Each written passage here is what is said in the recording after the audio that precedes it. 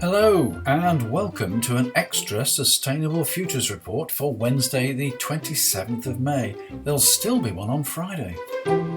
Making headlines, some politicians, activists and commentators are calling for a green recovery. A changed world as we come out of COVID lockdown. There are endless arguments over what that actually means, how we do it, when we do it and whether we can do it. Meanwhile, some fossil fuel companies are accused of failing to meet targets, some are agitating for targets to be dropped, and some politicians are quietly dropping them away anyway. The word in the markets is that green investment is a success story, and elsewhere the sun is shining on renewables, even if some of them are all at sea. Oh, all right, it's a lake. Then there's net zero. What does it actually mean, and could BECCS help? And we have a new patron. Welcome to the newest patron, Pamela McAllister, over there in Queensland, Australia. I was going to say you're our first patron in Australia, but in fact that distinction goes to Colin Clark, who is near Canberra in the Australian Capital Territory. Many thanks to Pamela McAllister, Colin Clark and all other patrons who helped to make the Sustainable Futures report possible. And a special mention to Imogen Littlejohns, my longest standing patron. Special thanks to you. What's in the news? Well, it's the green recovery. Transform, the journal of IEMA, the Institute of Environmental Management and Assessment, reports that more than 1 million citizens have joined forces with 100 environmental NGOs to urge the EU to launch the biggest green investment package the world has ever seen in response to the coronavirus crisis. The Green 10 coalition of environmental organisations has launched an appeal urging lawmakers to invest hundreds of billions into home renovations, scaling up renewable energy, restoring natural habitats, boosting public transport and zero-emission mobility, and greening agriculture. The EU Recovery Fund can be used to unlock an estimated €1.8 trillion opportunity by 2030 by making better use of materials and reducing waste, according to Patrick Schroeder and David McGinty, writing on Euractiv.com. France and Germany first proposed a €500 billion recovery fund to help Eurozone economies affected by the coronavirus, followed by a separate proposal from the so-called Frugal Four, the Netherlands, Austria, Denmark and Sweden. While there are some significant differences between the plans, they both refer to the need for a green transition. This unprecedented economic stimulus provides the EU with the opportunity to go even further and accelerate the shift to a circular economy. This all depends, they say, on first, using the green stimulus to ensure progress on the circular economy is not further reversed by the COVID-19 crisis. Second, promoting more resilience to safeguard against resource shortages and supply chain risks. And third, promoting the EU's global leadership on the circular economy through international cross-sector cooperation to support a recovery which is also just and inclusive. Will COVID-19 fiscal recovery packages accelerate or retard progress on climate change? Well, that's the title of a paper by Cameron Hebburn, Brian O'Callaghan, Nicholas Stern, Joseph Stiglitz, Dimitri Zengelis, published in the Oxford Review of Economic Policy. Joseph Stiglitz is a former chief economist at the World Bank and a Nobel Prize winner.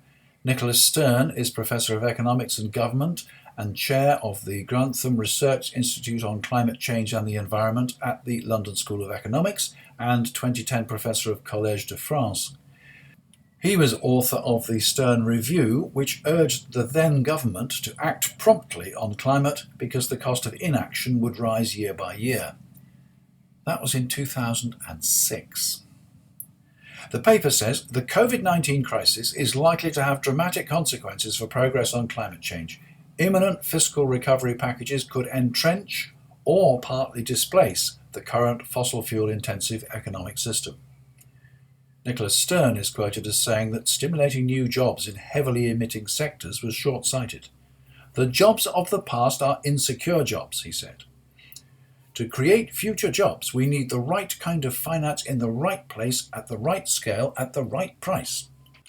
Mark Carney, former governor of the Bank of England and now a finance advisor to Boris Johnson for COP26, the UN climate conference to discuss progress towards the Paris Agreement, called for all companies to disclose their plans to reach net zero emissions.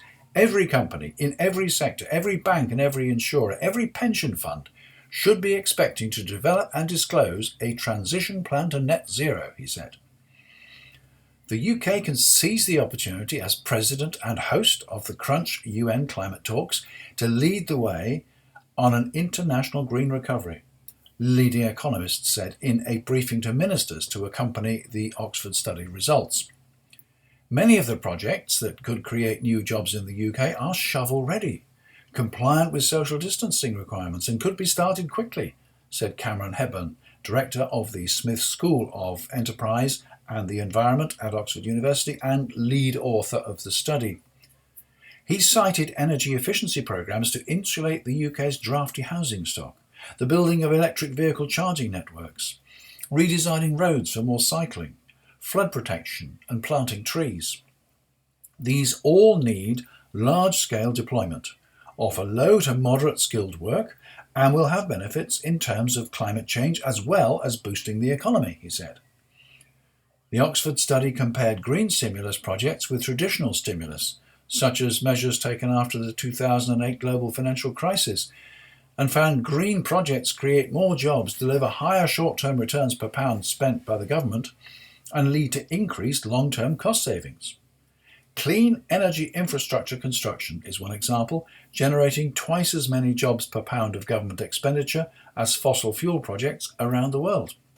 Others include expanding broadband so more people can work from home. Tackling climate change has the answer to our economic problems, Professor Hepburn told The Guardian. In their stimulus packages after the 2008 financial crisis, governments largely failed to capitalise on the carbon-cutting potential of their spending, partly because then there was a lack of shovel-ready initiatives. Greenpeace is complaining at the news that the British government is apparently giving a major role in the presidency of COP26 to oil major BP, following discussions with Andrea Leadsom, Minister for Energy.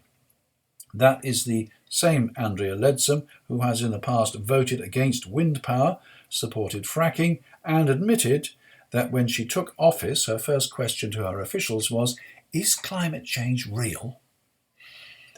Ed Miliband, the UK's shadow business secretary, has called for green recovery plans to include creating a zero-carbon army of young people, doing work such as planting trees, insulating buildings, and working on green technologies. S&P Global Market Intelligence reports that executives from more than 150 companies around the world that have a combined market capitalization of more than $2.4 trillion have signed a statement calling on governments to plan a green economic recovery from the COVID-19 crisis. As countries work on economic aid and recovery packages in response to COVID-19, and as they prepare to submit enhanced national climate plans under the Paris Agreement, we are calling on governments to reimagine a better future grounded in bold climate action, said the statement, which was organised by the Science-Based Targets Initiative. The Science-Based Targets Initiative is a collaboration between CDP, the Carbon Disclosure Project, World Resources Institute, the Worldwide Fund for Nature, and the United Nations Global Compact. The Confederation of British Industry, the CBI, has calculated that the green economy contributed a third of the UK's economic growth in 2010-11 following the financial crisis, while Britain's traditional economic engines floundered. At the same time, they said that the choice between green or growth was a false one. Earlier this month, the CEOs of some 60 organisations, including Barratt Developments, Good Energy and the Royal Society for the Protection of Birds, wrote to the UK Prime Minister saying it is now clearer than ever before that the health of humanity is inextricably bound to the health of our planet. Your government has the opportunity to show global leadership, forging a path out of this crisis by putting a resilient economy, healthy communities, and a thriving natural world at the heart of the relief and recovery effort. They called for a more resilient economy, increased space for wildlife and people, strengthening nature's protections, building global ambition in the run-up to COP26. And they weren't alone. The Committee on Climate Change also wrote to the government in a letter headed Building a Resilient Recovery from the COVID-19 Crisis. Their key recommendations were that the government should prioritise actions according to 6 principles for a resilient recovery. These are: use climate investments to support the economic recovery and jobs, lead a shift towards positive long-term behaviours, tackle the wider resilience deficit on climate change, embed fairness as a core principle, ensure the recovery does not lock in greenhouse gas emissions or increase climate risk, strengthen incentives to reduce emissions when considering fiscal changes. The Lancet Planetary Health journal warns that we need to inspire climate action without inducing climate despair. Author Christy Nicol-Godsmark reports recently, in assisting a class with a climate health learning activity focusing on solutions, one student commented to another that she just could not see a way out of the present situation. Comments such as this can bring the ethical safeguarding responsibility of educators into focus. Should educators be providing support to students who consciously and internally engage with the devastation of the climate and its impacts on health, and so might be susceptible to experiencing solastalgia, ecological grief, eco-anxiety, or pessimism? There appears to be a fine balance for educators between safeguarding the mental health of students who might feel climate despair on the one hand, and inspiring students to take personal climate action on the other by presenting the facts of this unprecedented and existential threat to humanity. Of course, it's not just students who are likely to suffer from eco-anxiety, and this may be exacerbated by more fragile mental health due to the COVID lockdown, an issue that we maybe should explore in more detail in a future episode. Meanwhile, Business Green reports that carbon emissions have fallen dramatically as a result of lockdown. As I've commented previously, the total annual reduction depends on how long lockdown continues and how far we go back to business as usual afterwards. We've heard myriad voices calling for things to be done better, but this could mean policies at odds with the beliefs of many governments, like a reduction in inequality, a universal basic income, fairer taxes, public infrastructure investment, and public management of natural monopolies like water, health, and railways. No amount of earnest entreaties will change anything unless governments all over the world take action. On the fossil fuel front, Australian and Canadian governments are working hard to promote their local fossil fuel industries, something else for a future episode. We've mentioned that BP has been asked by the government to play a role in COP26. Why not, when the company has committed to be carbon neutral by 2050, and BP's new chief executive has said that the impact of the coronavirus pandemic has deepened his commitment to shrinking the oil giant's carbon footprint to zero. Well, a report from the Transition Pathway Initiative states that BP, along with most other oil companies, is not doing nearly enough to meet its stated target. Quoting other research by TPI, IEMA's Transform journal says that the mining industry is not aligned with its own climate goals either. One solution to this dilemma is, of course, to move the goalposts. Australia's electricity grid operator wants the power to remotely switch off or constrain the output of new rooftop solar systems as it finds ways to manage South Australia's world-leading levels of invisible and uncontrolled solar output. It complains that the runaway success of solar power poses serious challenges for the security of the grid, because it operates behind the meter, out of control of the authorities. It's estimated that up to 85% of South Australia's power demand could be met by solar by 2025. There is no coal-fired generation in South Australia. Apart from wind and solar, the main source of electricity is natural gas, a fossil fuel, with some hydro and some diesel, a dirty fossil fuel, backup. There are 2 battery storage installations. No doubt balancing the grid will be a challenge, but surely the more urgent challenge is reducing emissions from power generation.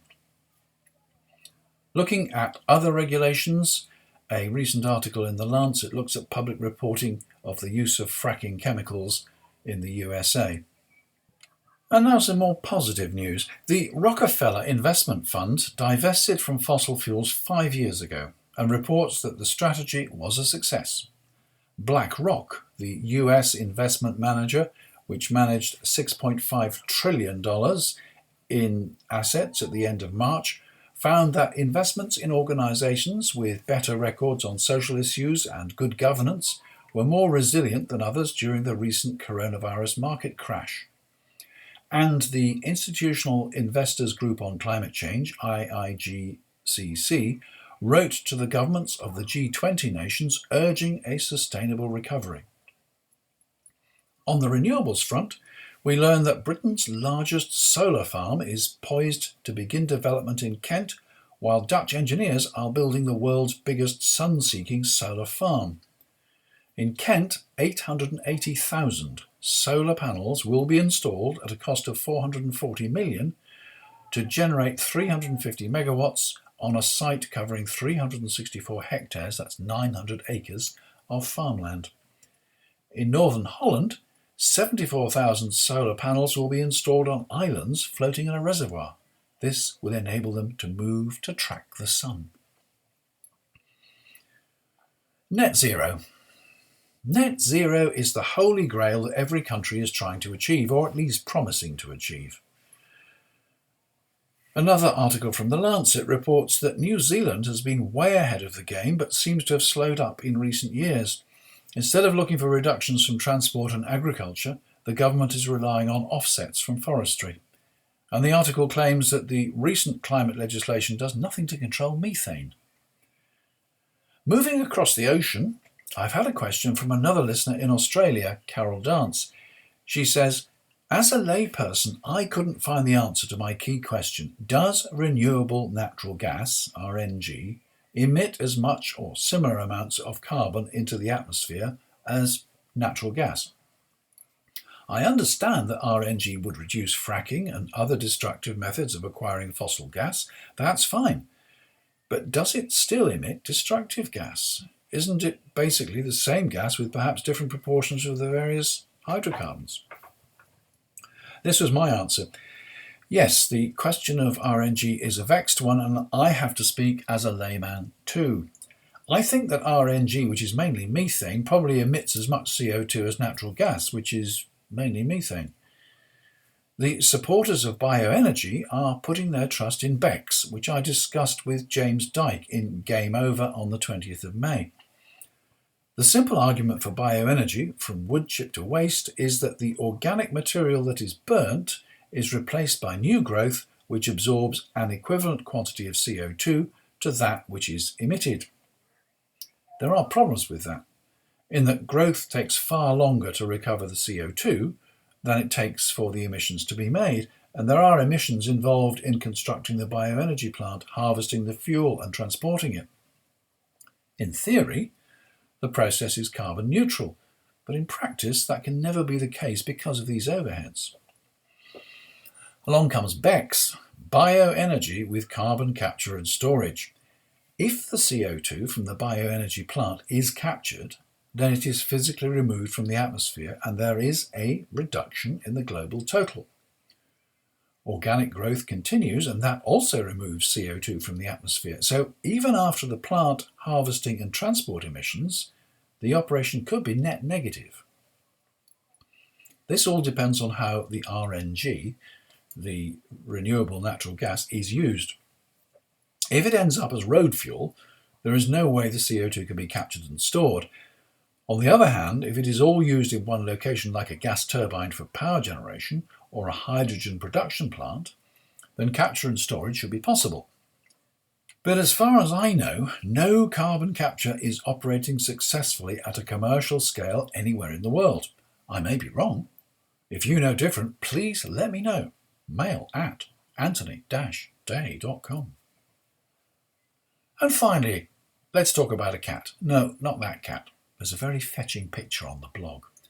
This cat, this CAT, is the Centre for Alternative Technology in Wales.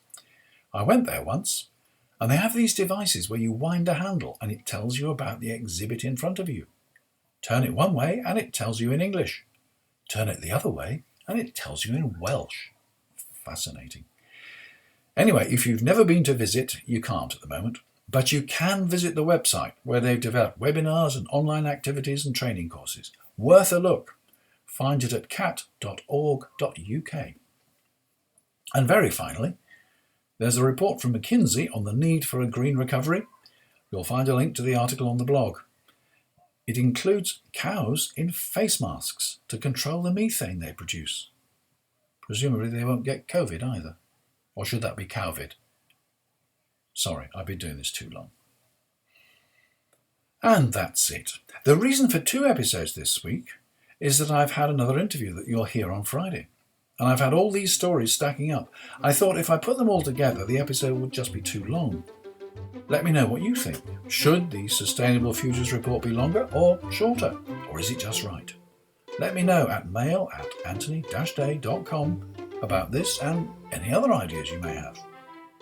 And don't forget the blog. You can imagine there are several pages of links to the stories I've covered this time. The blog, as always, is at all the W's, sustainablefutures.report. So that really is it. I'm Anthony Day. That was the Sustainable Futures Report. There's another one on Friday, but I'm not making any promises about next week.